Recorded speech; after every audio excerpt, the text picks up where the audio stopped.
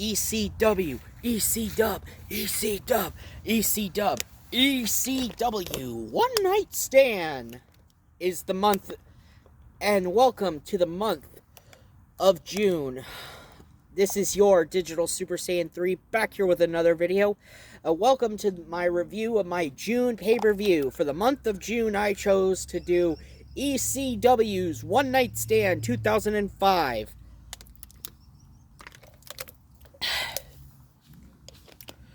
Took place at the Hammerstein Ballroom in New York City on June 12th, 2005. And your commentary team consists of the voice of ECW, Joey Styles, and the hardcore legend, Mick Foley.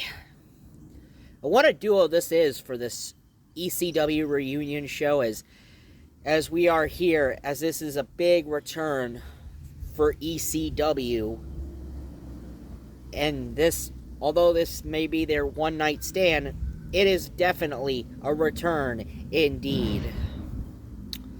So yeah, in the lead up to this show, Eric Bischoff, the general manager of Monday Night Raw, didn't take too kindly to the announcement of a ECW pay-per-view.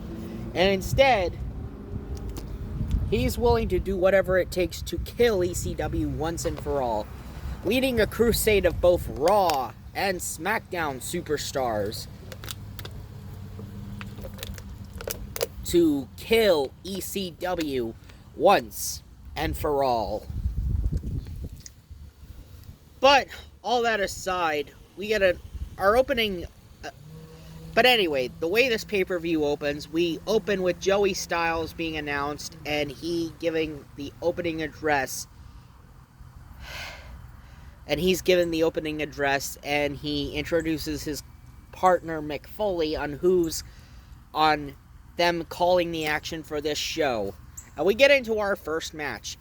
This match consists of Lance Storm, one half of the former Impact players in ECW, defeating his longtime best friend Chris Jericho. And this was Lance Storm's last match ever. Yes, this was... Lance Storm retired from wrestling in 2005, and this was like his last match ever. Though it's kind of a shame, Lance Storm, although he was a good mid-carder guy, it's kind of a shame he never, reached the tippy top of the mountain. He never got the chance to reach the very tip top of the mountain. But anyway, Lance Storm gets the win, thanks in part to Francine and Justin Credible, as Justin Credible nails Chris Jericho in the head with the kendo stick. And Lance Storm pins Chris Jericho for the 1-2-3. It was still a very solid match, though, throughout. But then, of course, having the ending with Lance Storm coming in and nailing Jericho in the head with the kendo stick. Next up, we get a three-way dance. This is a three-way dance. And this is an elimination match. Three-way dance elimination match. And it has Super Crazy defeating Tajiri and Little Guido as these three take each other on. You got Little Guido coming out with the FBI. You got Tajiri coming out with Mikey Whipwreck and the Sinister Mister, a.k.a. Father James Mitchell, who also managed Abyss during Abyss's career in TNA. Yes, the Sinister Mister, a.k.a. Father James Mitchell. Yes, he's on this show, and this is like his only... I believe this is like his only WWE appearance. And since then, he never had another appearance in WWE... on a WWE show ever again. But anyway, this was an amazing three-way dance. This was a really good match. Super Crazy did this moonsault off the top of this balcony. Little Guido was the first to get eliminated, but it was Super Crazy who delivered the coup de grace and beat Tajiri, allowing Super Crazy to pick up the victory. And then we cut backstage to Pitbull number 1 as he talks about those ECW alumni who were no longer with us. We lost Pitbull number 2. There was Pitbull number 2. There was Rocco Rock, who tragically passed away. And of course, we even got Chris Candido, of course, and a few other notable ECW alumni who tragically weren't able to make it. Or the tragically fallen ECW alumni. Yeah, there were some ECW alumni that didn't appear on this show for obvious reasons. Despite how big of a role they played in ECW, it's because of their bad blood with WWE, and mostly the two I'm thinking of are Shane Douglas and New Jack. New Jack because he couldn't be kept under control, and Shane Douglas just cause. Oh, and also Raven because of Raven's bad time in WWE, so of course they couldn't get Raven to come back.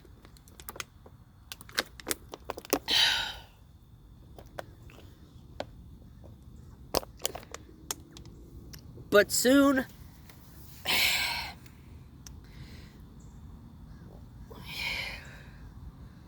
we get into our next match, and it's a Lucha Libre matchup as Rey Mysterio Jr., the master of the 619, defeats his old rival Psychosis. I believe this was like Rey and Psychosis' final match against each other, and I don't know if they had another match against each other after this or what, but I know this was like their very last match against each other, I think, in general, or something like that. I don't know. But yeah, so Psychosis came out first, and he takes off his mask. Then Rey Mysterio comes out, and they have a match. The match was fine. It was a very fine match. Psychosis and Rey never seem to have any bad matches against one another. That's for sure. They definitely work well together. I mean, no wonder why Rey regards Psychosis as one of his favorite opponents, though we know Rey's all-time favorite opponent was Eddie Guerrero. But after Rey's victory, as Rey is celebrating, the SmackDown Crusaders, led by JBL and Kurt Angle, begin filling up the first half of the top balcony. And with JBL, you got the Cabinet, you got the Basham Brothers, you got Orlando Jordan, you got Carlito, and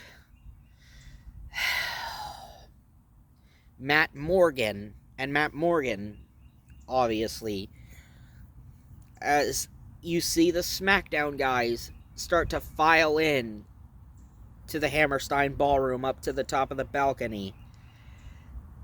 Of course,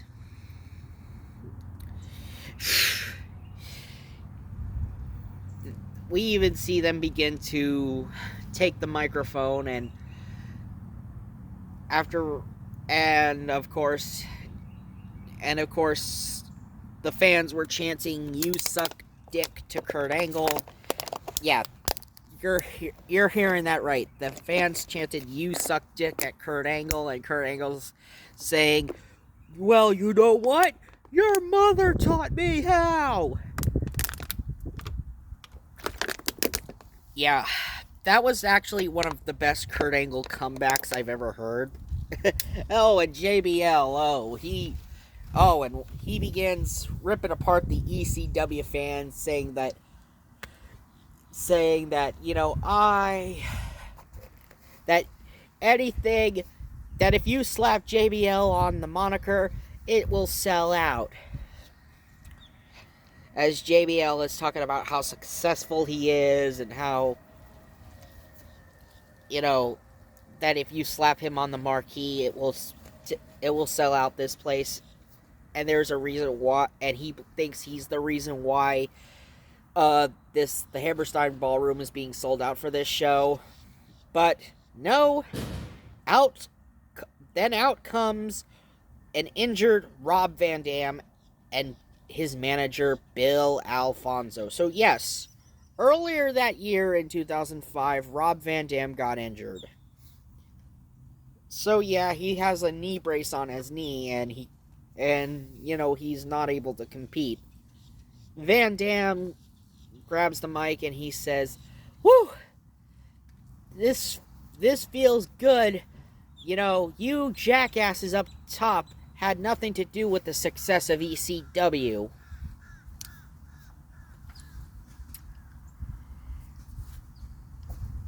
And Van Dam's like saying, "The only reason this sold out was because of each and every one of these people. Not because of you jackasses up top. You're getting a more unscripted Rob Van Dam." Yeah. The best part, there was a difference between ECW Rob Van Dam and WWE Rob Van Dam.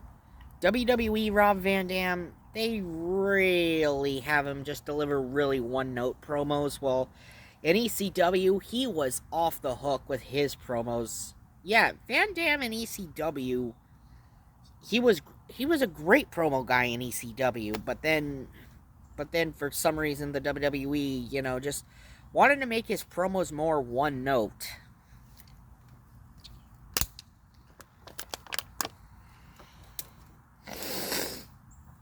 But then, of course, Rhino comes out and he attacks Van Dam. He tries to go for Van Dam's knee. Lights go out, and then out comes Sabu, and we get an impromptu match between Rhino and Sabu because Rob Van Dam's injured.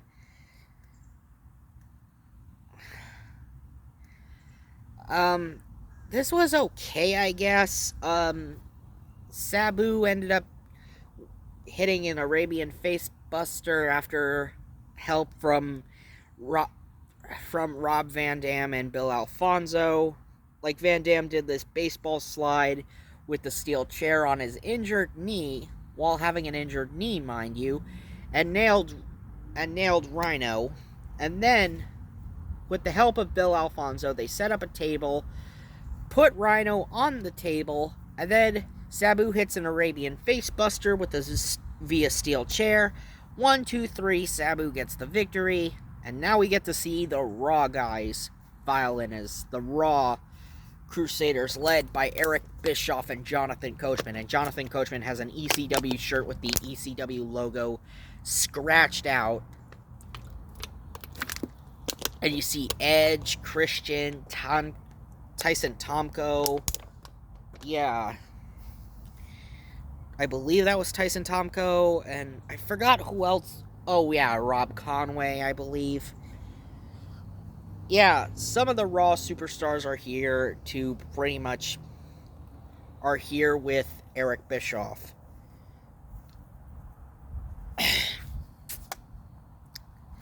And then we get into our next match as Chris Benoit defeats Eddie Guerrero via submission. This was a very solid matchup. Not one of Eddie and Chris's best matches against each other, but it was a really solid match regardless. Eddie got a bloody nose during this match. It was our first shot of seeing blood on this show.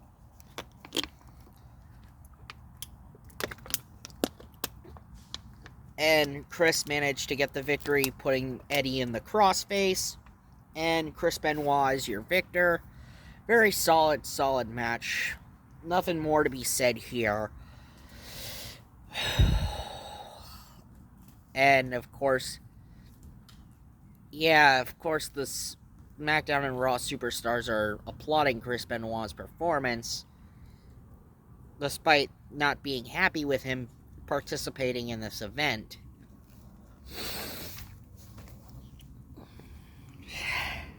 Okay. And so we got Joel Girder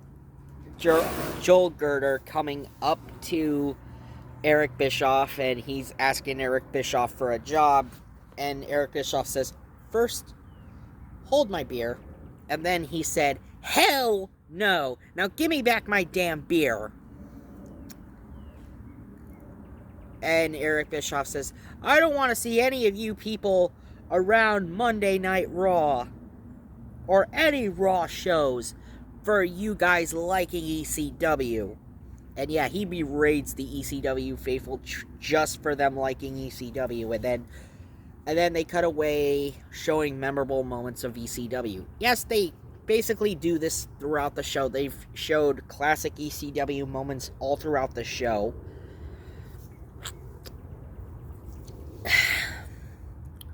And now we get into our next match after the last clip of ECW memorabilia.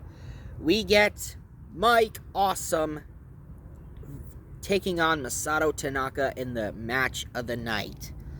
Oh boy, and did Joey Styles have some choice words to describe Mike Awesome. A Judas, a backstabber, piece of crap.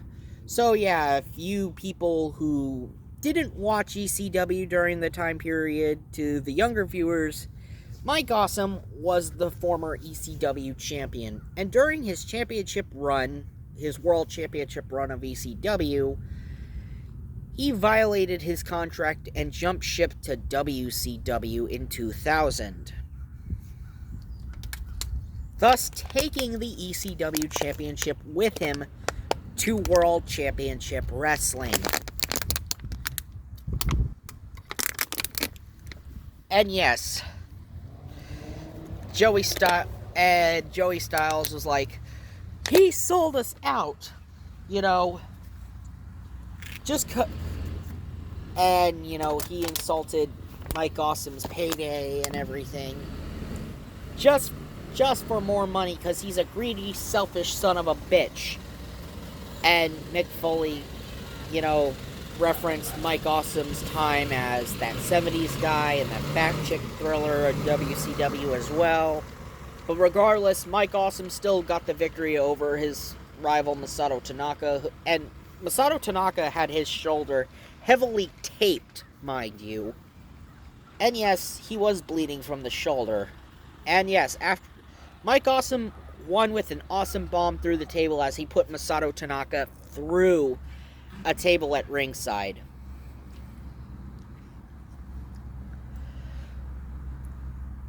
And then out came the boss.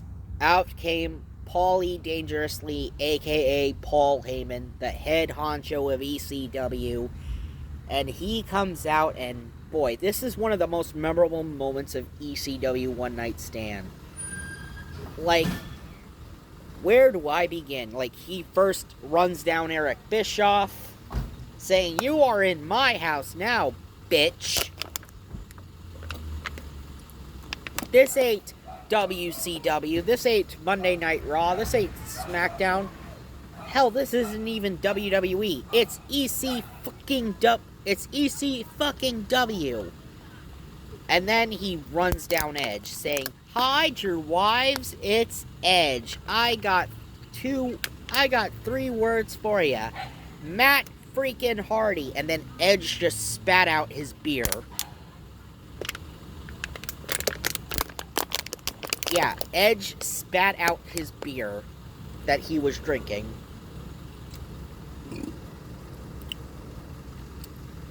And man, we weren't even done. And then, of course, he runs down JBL,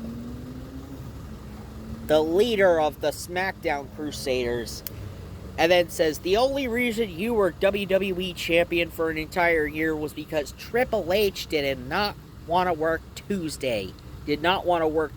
And he roasted JBL's ass on a silver platter, as Paul Heyman would.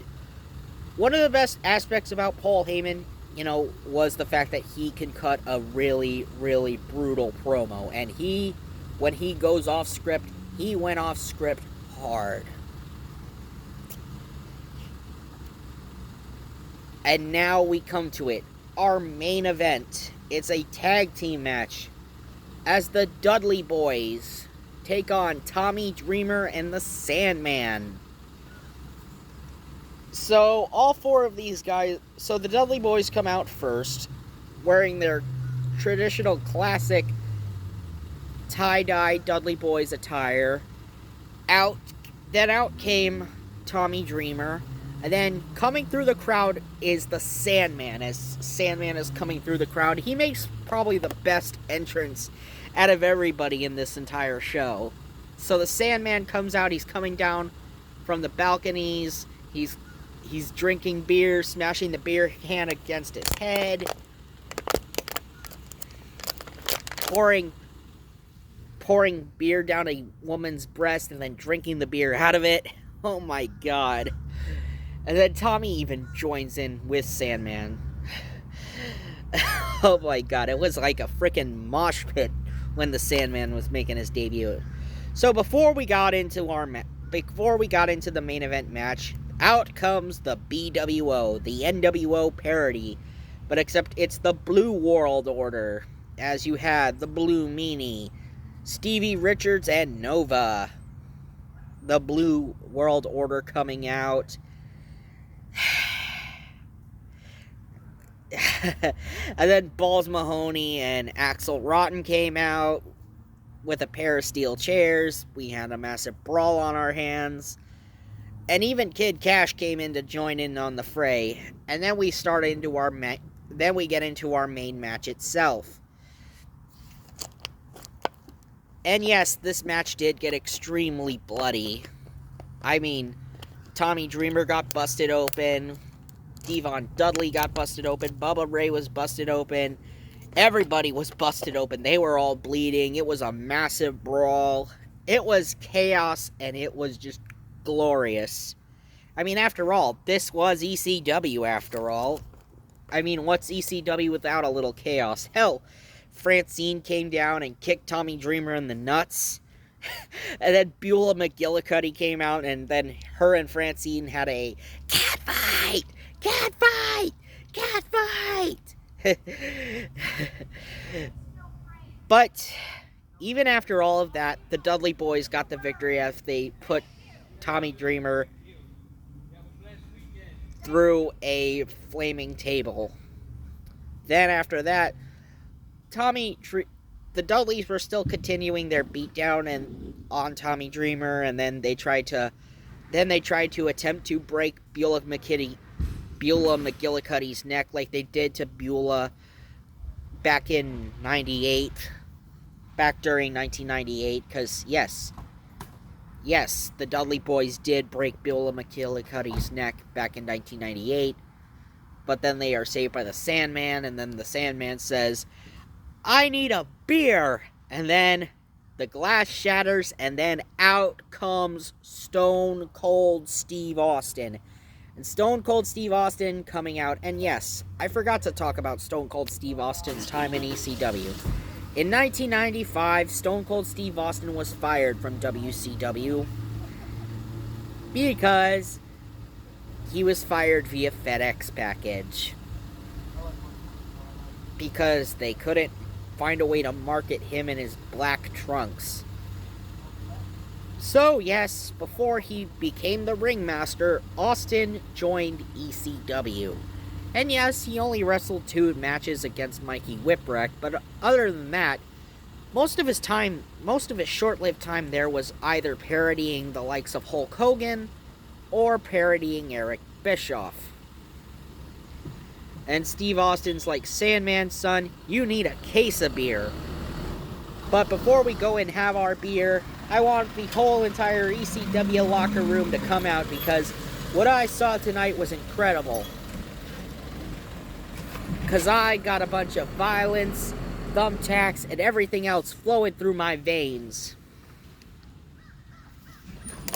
And then, before they could even have their beer bash, Austin then tells the ECW, or the anti-ECW Crusaders, led by Eric Bischoff, to come down and kick their asses. Austin's like saying, come on, you sons of bitches.